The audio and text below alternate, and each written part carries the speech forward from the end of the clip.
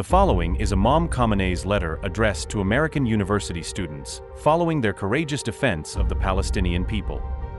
In the name of God, the compassionate, the merciful. I am writing this letter to the young people whose awakened conscience has moved them to defend the oppressed women and children of Gaza. Dear university students in the United States of America, this message is an expression of our empathy and solidarity with you. As the page of history is turning, you are standing on the right side of it. Dear university students in the United States of America, this message is an expression of our empathy and solidarity with you. As the page of history is turning, you are standing on the right side of it. The Greater Resistance Front, which shares the same understandings and feelings that you have today, has been engaged in the same struggle for many years in a place far from you. The goal of this struggle is to put an end to the blatant oppression that the brutal Zionist terrorist network has inflicted on the Palestinian nation for many years. After seizing their country, the Zionist regime has subjected them to the harshest of pressures and tortures.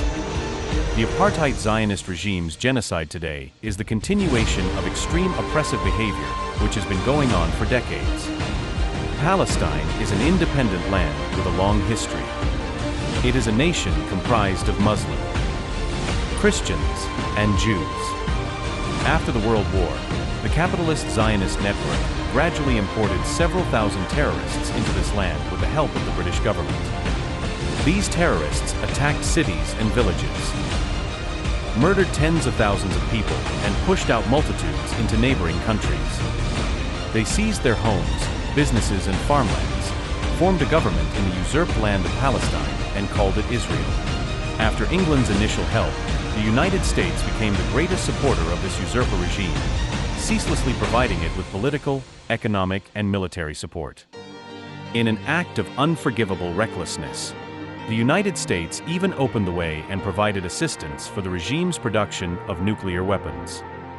The Zionist regime used an iron fist policy against the defenseless people of Palestine from the very beginning and has, day by day, intensified its brutality, terror, and repression in complete disregard of all moral, human, and religious values.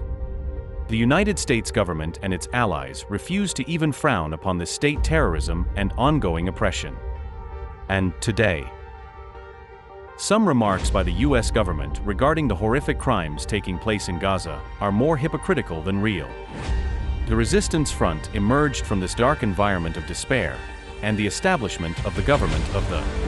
Some remarks by the U.S. government regarding the horrific crimes taking place in Gaza are more hypocritical than real. The Resistance Front emerged from this dark environment of despair and the establishment of the government of the. Can one call a people a terrorist nation for defending themselves on their own land against the crimes of the occupying Zionists? And is helping such a nation and strengthening it an act of terrorism? The oppressive leaders of global hegemony mercilessly distort even the most basic human concepts. They portray the ruthless, terrorist Israeli regime as acting in self-defense, yet they portray the Palestinian resistance which defends its freedom, security, and the right to self-determination as terrorists. I would like to assure you that today the circumstances are changing. A different fate awaits the important region of West Asia. The people's conscience has awakened on a global scale, and the truth is coming to light.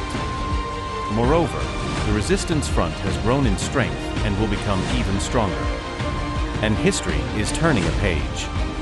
Besides you students from dozens of American universities, there have also been uprisings in other countries among academics and the general public.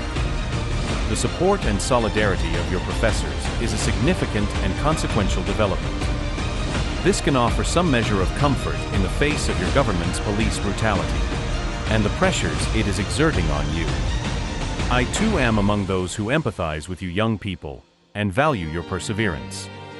The Quran's lesson for us Muslims and all of humanity is to stand up for that which is right, just so be steadfast as you have been commanded. The Quran's lesson for human relations is, do not oppress and do not be oppressed. The Resistance Front advances by a comprehensive understanding and the practice of these and hundreds of other such commands.